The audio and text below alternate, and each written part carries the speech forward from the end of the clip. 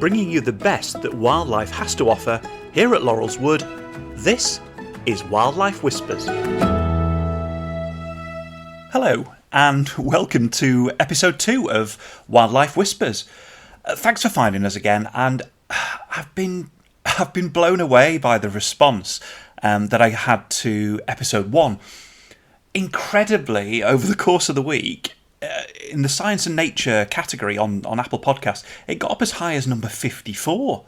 Absolutely incredible for a first time, but that is absolutely unbelievable. So thank you to everybody that subscribed, that downloaded it. It made my week. That absolutely amazing. So thank you. Coming up on this podcast, I aim to say and a lot less. Apparently I did that a lot last week, so sorry about that. I'm going to be... I've done it again. I'm going to be talking you through the first fixed camera that went in here, the Barn Owl Box 1. Happened probably around about 5 years ago, I think now. It's seen a lot of action over the years, and I'll be telling you about how I chose that particular camera for there, how the setup works, and some of the highlights that we've seen over the years. Your questions have also been coming in, so thank you very much for those. Got loads of them this week, so yeah, thank you to everybody that sent one in. Stay tuned and find out if it's yours, and we'll try and get that answered this week for you. So let's crack on.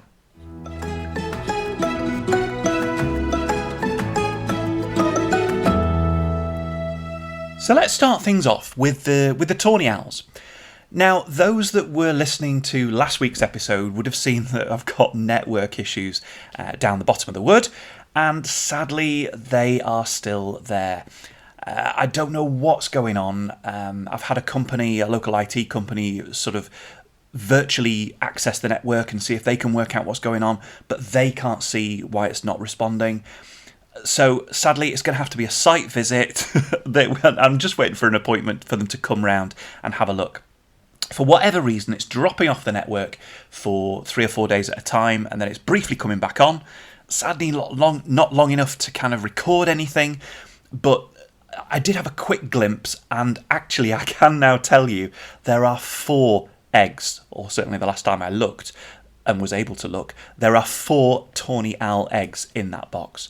Now, last year, we had an amazing year. We had 3 eggs, which we thought was brilliant.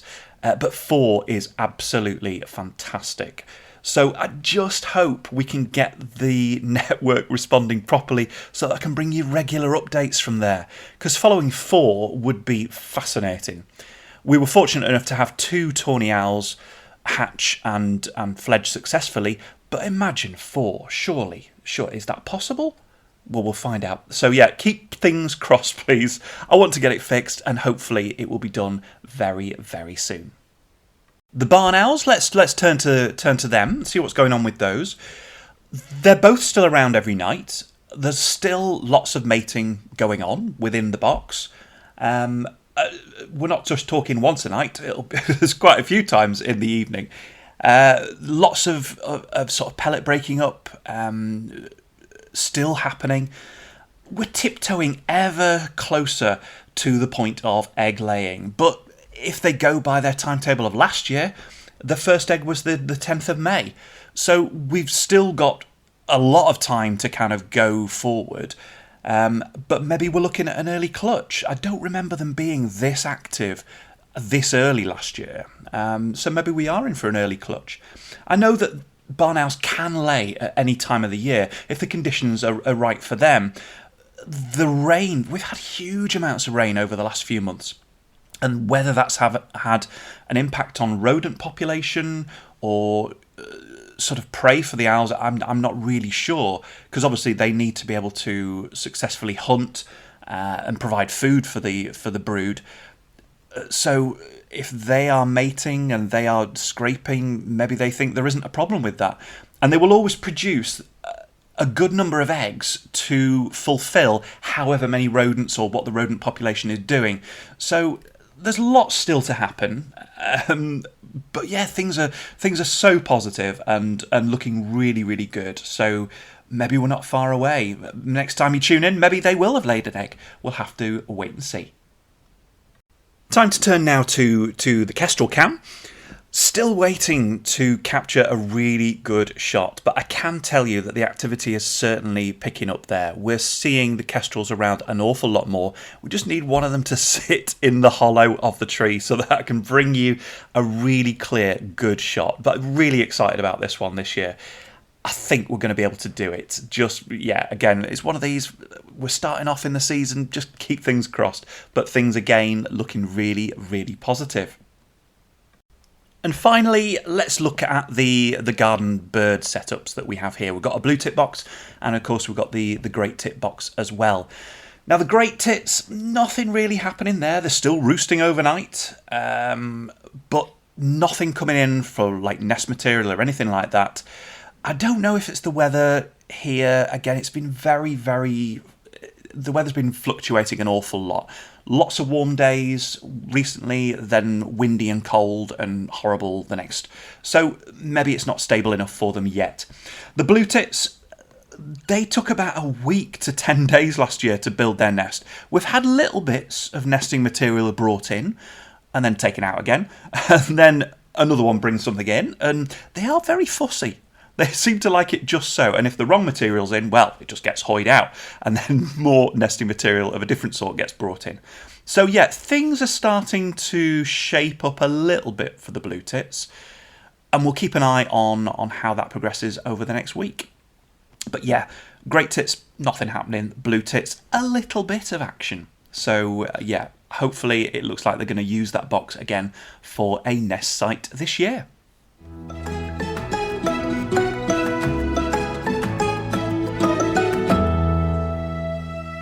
So over the course of this podcast series, I want to try and give you an insight into the different setups that we have here at Laurels Wood. And we're going to start with the first main one. Last week I talked about trail cameras and how that kind of got me hooked into filming wildlife. But the first kind of proper setup with a fixed camera was the barn owl box that we have here. And we didn't really notice it when we first moved in. Here, the actual box itself. As I say, we've been here about 12 years, and I think it was probably after about 6 to 8 months we suddenly realised that in this outbuilding that we've got down the bottom of the garden, there was like a box in the apex of the roof on the inside of the building. And so had a little look round outside, and what had happened was they put this box up and taken like a brick out of the apex at the top to form like an opening so that birds could go in and out. And I thought, oh, wouldn't it be amazing if something used that box? So went up, had a little look myself, very cautiously. You know, me and ladders don't always get on well. And I went to the top, looked in, and it was absolutely chock full of sticks. So I think jackdaws or something like that had been in there trying to nest, and was sort of, yeah, they'd rammed it absolutely full of them. So the first job was to pull all that out, and then I realised just actually how deep and how long that box actually is. So I looked around and I thought, well, there must be a way of filming whatever sort of happens to go inside the box, and looked online and found this amazing little camera from Green Feathers. A little Wi-Fi camera, because we had Wi-Fi down there. I thought, wow, that'd be perfect. Just plug it in, sort of hook it up, and we might, if we're lucky enough, get something coming by. So yeah, ordered the camera, it came. Really, really simple instructions. I couldn't believe, because I'm not really particularly technical, but when the camera came with a little instruction booklet. You download an app, you follow the steps, and hey presto, this little camera is connected to your phone. And the picture quality was amazing. I thought, well, you know, if we're going to get something, it's going to look amazing on this. So I screwed it into position inside the box, and just couldn't believe our luck. The sticks had gone, the camera was in, and for the first few days we saw nothing, but then, it mustn't have been more than a week, we saw our first barn owl, and it just sort of popped in. The box was completely empty by that point. There were no pellets, it looked fresh, it looked brand new, so clean and tidy. And yeah, and just the sight of this barn owl. It was infrared, obviously, because it was nighttime. But then over the course of the days, it kind of stuck around, and then it lasted probably about 3 days initially. And we've got a gorgeous, gorgeous shot of it in the daytime as well. The colours were amazing. But then it disappeared. And I thought, I can't believe it. It turned up, and then there was nothing for ages, absolutely ages. So I asked a few people online who were in the sort of the owl business, and they said, well, if you look at the opening that you've got at the owl box, it's far too big, because traditionally barn owls, they like a smaller entrance to kind of hop in and out of, and it keeps their brood or potential brood safe and all that kind of thing. But this was just far too big, and so they said you need to make it like half as big.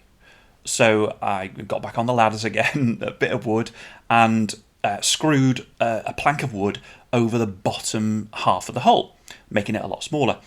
And the number of comments I still get about this saying, "Oh, you've trapped them in," or "You've boarded up their hole," or whatever. No, the wood's there for a reason. It's to make that entrance a little bit smaller and more enticing for barn owls to actually use that particular box. So that happened, and then I thought at the time, yeah, let's chuck a bit of sawdust in there and see if that makes a difference and sort of makes it a little bit more welcoming for them. Well, the barn owl arrived, it went in there, didn't really like the sawdust, and stayed for maybe like 1-2 days. Didn't see it again for like a week and a half, 2 weeks. So I thought, right, sawdust is coming out. And as soon as I took the sawdust out, the hole was halved, this barn owl turned up, and it stayed from, I think, September all the way through to like the spring. Stayed there every single day, roosted, brilliant, and it was unringed. And looking at the footage now, and sort of the knowledge and experience that I've gained over the years, we could tell it was a male. It didn't have any flecks or spots on its front, so that was the male. And my little daughter, she called it Boo, a little bit ghost-like on the screen, a little bit white, a little bit spooky. So that's what she called it. And we thought, we just need it to find a little mate. And then lo and behold, the following spring, there was this other owl that turned up, and it had a ring on its leg. So it had obviously been rung as an owlet somewhere. And yet the daughter steps forward again. She gets really interested in it, and she goes, "Oh, like a ring. What can we ring? Ringo." And so Ringo was born out of, literally, it had a ring, but cute name. So Ringo and Boo were born. Now, the setup was followed online during lockdown by thousands of people, thanks to the involvement of Nestbox at that time. And they went on to have 7 eggs that year. Absolutely bumper brood. And all 7 hatched. It was brilliant. We had and the camera captured everything. It captured the moment that they were mating, the moment when the first egg suddenly appeared, and then another, and then another. And as I say, we got 7 eggs that year. And she laid them, Ringo beautifully laid them slightly away from the camera, so you got the full view. And when she was feeding these owlets that hatched, she kind of had a protective wings around them, and just sort of pulling off bits of prey and just feeding it to the little ones. Absolutely stunning. And yeah, people just fell in love with watching the journey. Sadly, 1 owl didn't make it that particular year, but 6 got to fledge stage, and we watched them sort of fledge and fly off and take the first steps outside and all that kind of thing. And I'm going to tell you more about the whole episode of lockdown and watching the barn owls in next week's episode. But to be able to see this whole journey with this just tiny little camera that you could then have on your phone, you could record the footage, you could share it, you could stream it. Absolutely incredible. We did have a bad year the next year that sadly the camera captured again. And again, I'll tell you more about that next year. Let's just call him Intruder Owl, and some people might know exactly who I'm talking about. But yeah, we've never looked back. Over the past 4 years, 12 barn owlets have successfully got to fledge stage and have made their way off into the world. We've been able to ring them with help from the BTO reps that come down and do their work their magic with the rings and the weighing and all that kind of thing. But it's been a really, really successful box, and we wouldn't have known any of this had we not been able to get one of these little tiny cameras, the Green Feathers camera, and pop it in the box. And who needs to watch telly anymore? Just watch your phone, watch the wildlife as it does its magic.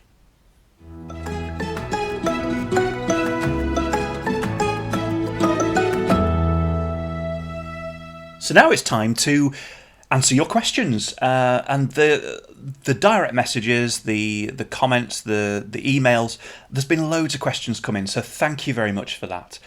And I can say that this week's question comes from Jan. And I'm not going to give out Jan's full name, and I never will give people's full names out because it just helps protect them as well. But Jan asked, what management do you do to Laurels Wood to encourage wildlife? An absolutely brilliant question. Thank you, Jan, for sending that in. And to be honest, I try and leave as much as I can to let nature take its course. Now, having said that, there are things like the boxes need cleaning out. So the garden bird boxes I do in sort of like the late autumn and give them a scrub and a clean and make sure they're clean and ready to go for next year. With the tawny owl box and the barn owl boxes, they get cleaned out as well. And there's quite an appetite for barn owl pellets.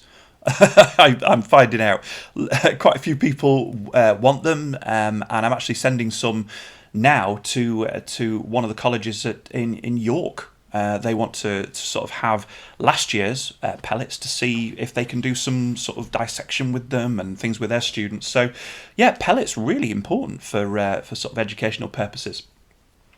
So, yeah, apart from sort of cleaning out the boxes, it also gives me an opportunity to clean the cameras.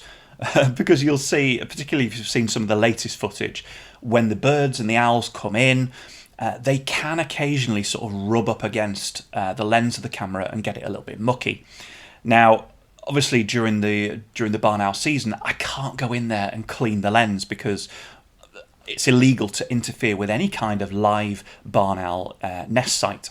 So you've got to kind of just leave it. When you get to the ringing stage and the owlets are taken out of the box, that's a perfect opportunity to give it a quick wipe before you put them back. But other than that, we've got to wait till the end of the season. So again, when I clean the pellets out, the cameras get a clean as well. Any sort of cables will get repaired at that point as well. But from a sort of a land management point of view, if throughout the course of the year, trees will kind of overgrow to where maybe the access routes into the boxes are. So as long as I try and keep those clear and sort of prune the trees and branches back a little bit, not hugely, but just to give them clear flight paths in, that's about it. I put a perch pole in just because there's like a sort of a paddocky area at the bottom of near the wood. And it was quite an open space, and I thought, well, let's break it up. And there was an old telegraph pole lying around, so I cemented that into the ground.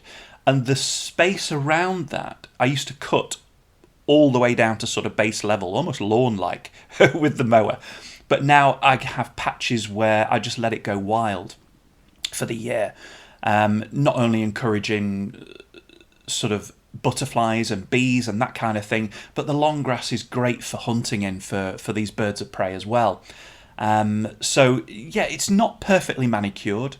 I do leave rough bits again around to kind of help promote the wildlife and the habitats that they might enjoy. And then in the wood itself, I do cut paths into the wood around, so our daughter and her friends can sort of run around the wood and play and all that kind of thing. But the rest of it is pretty much left to kind of do its own thing. I will sort of tidy it up a little bit so it doesn't get completely unruly in the autumn. But yeah, pretty much leaving the nature to its own devices. So I hope that answers your question, Jan. And thank you very much once again for sending it in.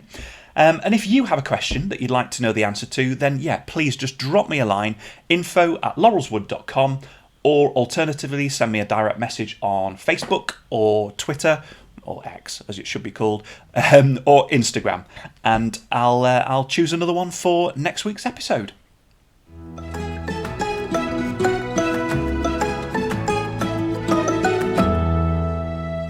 So once again, we're reaching the end of the podcast this week.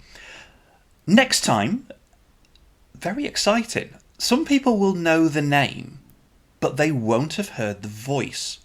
I'm hoping that a massive friend of Laurels Wood is going to be joining me on the podcast next week. I'm not going to say any more, but it should be a treat for people who have followed the page for a very, very long time. Maybe I'll drop a little teaser in during the week. The Tawny Owls, we're going to be revisiting them. Has the network issue finally been resolved? Fingers crossed. I need it to. If there's 4 eggs in there, come on, we've got to find out what's going on. The barn owls, will they be any closer to laying the eggs? And of course the garden birds. Blue tits, are they halfway through? Are they nearly finished nest building? And great tits, have they got underway? We'll have to find out next time. And we'll have another one of your questions that hopefully I will have the answer to.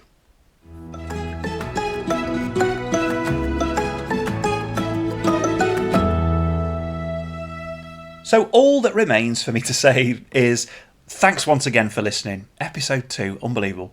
Hope you found it useful, informative, and a little bit entertaining. And don't forget, please subscribe to the podcast on whatever platform you listen to this on, whether it be Apple Podcasts or Google Podcasts or Deezer or whatever it might be. Please subscribe, because that means that you won't miss out on the next episode when it drops. Also, if you can leave us a review, that would be fantastic, because again, that just helps expose the podcast to more people. So please, yeah, subscribe, leave a review, and if you want to get in touch with me, just use the email address info@laurelswood.com. You can follow me on social media, whether it's the Facebook page, Laurels Wood, Insta, for Laurels Wood there, or Twitter as well. You can find me there. So yeah, thanks for listening once again, and enjoy the wildlife wherever you are. Take care, and I'll speak to you soon.